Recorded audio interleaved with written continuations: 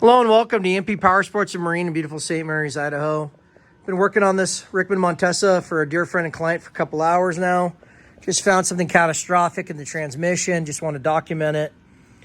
When I drain the transmission oil, a piece of transmission gear is what it looks like. Came out. It was on the drain plug. Also want to note these drain plugs are incorrect. You wouldn't catch the gear piece, but the drain plugs, things like this, if you know bikes, you should be able to catch things that are incorrect. This bike has a whole host of issues. Hopefully we'll get them sorted. On any of these old Spanish bikes, you actually have two drain plugs. You have one for the transmission and one for the clutch. Well, Tacos are the same way as Montesas. So make sure you drain and change both.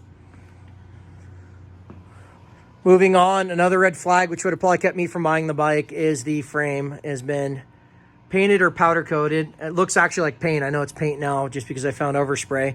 It's been painted silver. It should be nickel plated. This is just a really cheap way to cover up what's probably bad nickel underneath, is what I'm guessing, with a bunch of rust. I found other issues of rust. Little areas down like in here. There's a little bit of corrosion. Looks like a cat pissed on that or something. This all should have had coating from the factory, and if you redo things, you should either polish or coat or plate or do something. With brackets like this, you can't just leave them bare metal or they rust just like they are, corrode. Moving on, pay attention to this frame color right now. This exhaust right here. There's a nice bit of overspray up here on top. So whoever painted the frame didn't even take the time to remove the exhaust. They just painted it. Everything on this bike was either loose or stripped. Luckily, the nut was just loose. If you leave these loose and don't tighten them every race or ride and safety wire them, they will come loose and damage the head. I think this one's okay. So I think we got lucky in that one realm.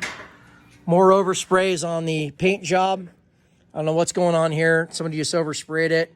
Didn't look like they stripped it or sanded it properly. You can see red paint coming through. So that's another red flag when I'm dealing in old bikes. As is poor paint quality.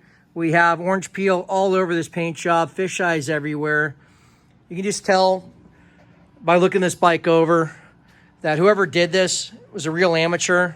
It's an amateur restoration that was just kind of slopped together. Everything was left loose. Unfortunately, there's a lot of guys out there doing work of this nature, and it really, really hurts the industry. It hurts professional guys like me.